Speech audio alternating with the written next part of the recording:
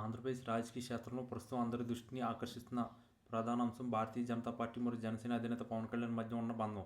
గత కొంతకాలంగా వీరిద్దరి మధ్య స్నేహం ఒక పట్టాన అర్థం కాని చిక్కుముడిగా మారింది. పైకి అంతా బాగున్నట్లు కనిపిస్తున్నా లోపల ఏదో తెలియని గందరగోళం నెలకొన్నదనేది రాజకీయ విశ్లేషకులు బలమైన వాదన. కేంద్రంలో అధికారంలో ఉన్న కమలం పార్టీ పట్ల పవన్ కళ్యాణ్ మొదట చూపించిన అంచలంచల విశ్వాసం ఇప్పుడు క్రమంగా సన్నగిల్లుతుందా అనేది అనుమానాలు బలపడుతున్నాయి. దీనికి ప్రధాన కారణం ఢిల్లీ పెద్దల నుంచి ఆయన ఆశించిన స్థాయిలో స్పందన రాకపోవడమేనని తెలిసింది. మిత్రధర్మం ప్రకారం తనకు తగిన ప్రాధాన్యత లభించడం లేదని పవన్ భావిస్తున్నట్లు ఆయన ఇటీవల వ్యాఖ్యలు సూచిస్తున్నాయి. మరోవైపు బీజేపీ వ్యూహం కూడా పవన్ కళ్యాణ్ ఆలోచనతో పొంతన కుదరడం లేదు.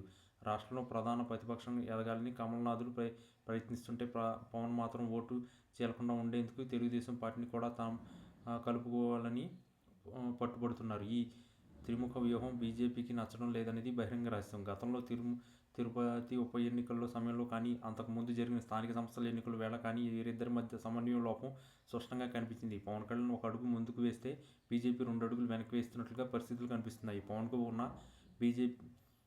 ఉన్న ప్రజాకర్షణ వాడుకోవాలని బీజేపీ చూస్తుంటే, బీజేపీ ద్వారా కేంద్ర మద్దతు పొంది రాష్ట్రంలో బలంగా పుంజుకోవాలని పవన్ ఆశిస్తున్నారు. కానీ ఈ పరస్పర ప్రయోజనాలు ఒకే తాటిపైకి రావడం లేదు. ఇక ఇటీవల కాలంలో పవన్ కళ్యాణ్ ఢిల్లీ పర్యటన కూడా అనేక చర్చలకు దారితీశాయి. ఆయనకు కీలక నేతల అపాయింట్మెంట్ లభించకపోవడం, లేదా లభించినా అవి నామమాత్రంగానే ఉండడం ఆయన అభిమానులను కూడా కలవరపెడుతుంది. పవన్ కళ్యాణ్ను కేవలం ఒక ప్రచారకర్తగా మాత్రమే పరిమితం చేయాలని కమలదళం భావిస్తుందా అనేది కోణంలో చర్చ జరుగుతుంది. ఈ క్రమంలో ఆయన ప్రత్యామ్నాయ మార్గాలను వెతుకుతునే పనిలో పడ్డారని, అందుకు చంద్రబాబుతో ఆయన జరుపుతున్న భేటీలు ప్రాధాన్యత సంతరించుకున్నాయి.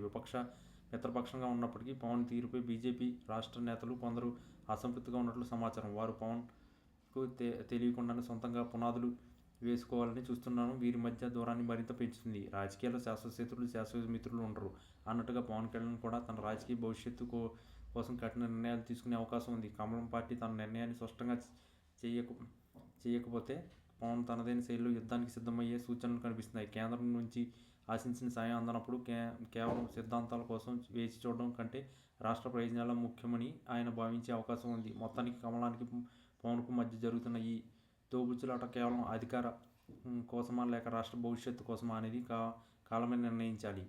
ప్రస్తుతం ఇరు పక్షాలు మధ్య కొనసాగుతున్న ఈ సభ్యత ఏ క్షణంలో వీడి ఒక స్పష్టమైన చిత్రం బయటకు వచ్చే అవకాశం ఉంది. అప్పటి వరకు ఈ రాజకీయ చదరంగంలో ఎత్తుడుగులు కొనసాగుతూనే ఉంటాయి.